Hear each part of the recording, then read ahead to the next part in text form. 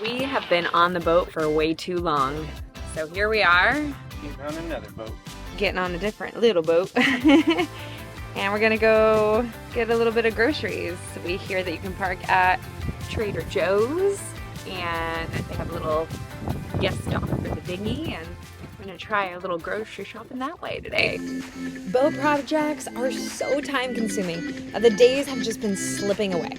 So what better way to break up the day by hopping on in the dinghy, getting some fresh air and sunshine, and getting some snacks. Going to Trader Joe's.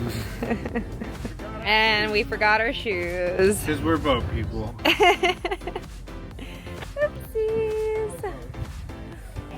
Alright, we got our groceries. Connor's a happy boy. He just got his brewskis. Alright, back to the boat. Thanks, please. The perfect combo to be terribly delicious. Peanut butter, salt, pretzel.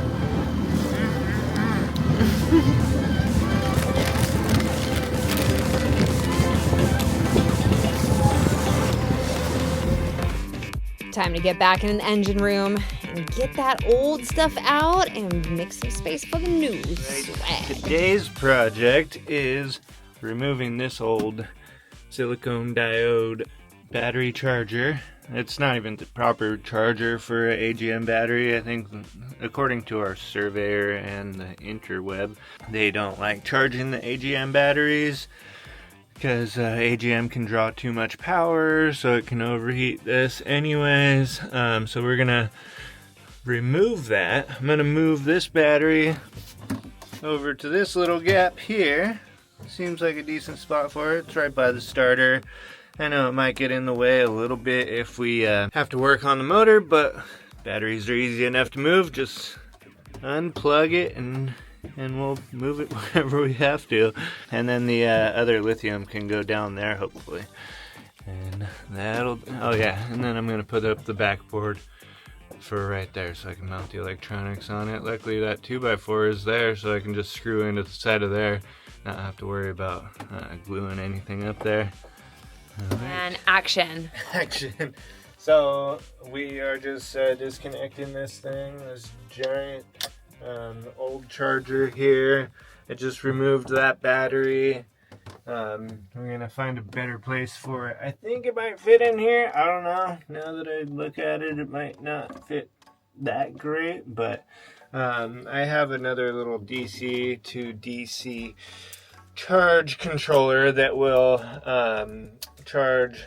You don't want to charge AGM off of lead acid or combine the two systems. So we're gonna have, but I have a charge controller that'll take the 12 volts from the lead acid system and then charge with the AGM specs based off of what it needs.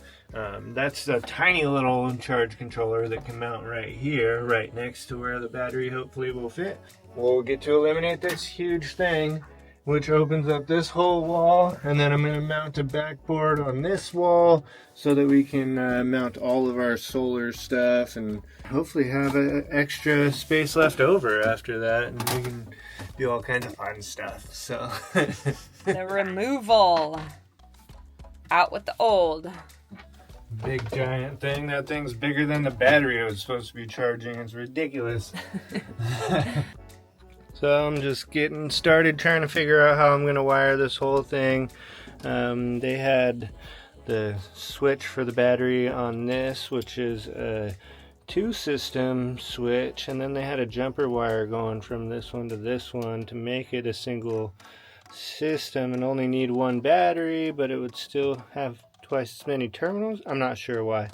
Those terminals are plenty long. You can stack 4 of them on there and be fine. I guess maybe to increase the amperage, this one has a rating for 675 amps at 30 seconds.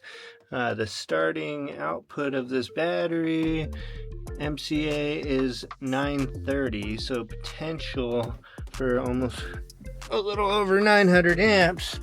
This one that I'm going to install is actually rated for 900 amps for 30 seconds. So that should be a little bit of a upgrade there and protect our starter from any voltage drop that might be related to a undersized switch. Now I just need to figure out how much wire I'm going to need. We got this super long one coming over here that I might use for the generator, but I might just cut it and try and fish the generator wires under this thing. They have a bunch of cables under. Oops. I should clean stuff up before I start throwing things around, shouldn't I? Malvina's not here, so I'm a mess right now. But yeah, you see all these wires, they go all underneath this whole little battery storage and everything else. And so one goes over here to the starter on the motor here, and then I might try and follow that route kind of with the red wires too, with the positives. So let's see what I do. Just wanted to give you a before. So more new tools. I actually bought these a while ago, but I have not had a chance to use them yet. As my entire career as an electrician, I never had to use these crimpers. We always just have kind of lug fittings for breakers and such. And then even when we had to cut larger size wire, usually I would just use a Sawzall. But it's thicker strand on the copper stuff. The marine grade stuff is very thin, so I got these nice new ratcheting cutters right here that go up to 4 I believe, or 500 MCM. Pretty cool though. Did my first crimp. Looks great. I'll throw some heat shrink around that and we'll be all professional. Super strong. Can't pull it out. Oh, how quick everything turns to chaos when the lady's gone. Look at this place. No one get me to clean up. I started cleaning up already a little bit. It's still like this. Holy moly. Ay, ay, ay. What am I gonna do with me? Just stuff everywhere. This is a small project too. I don't know what I'm doing.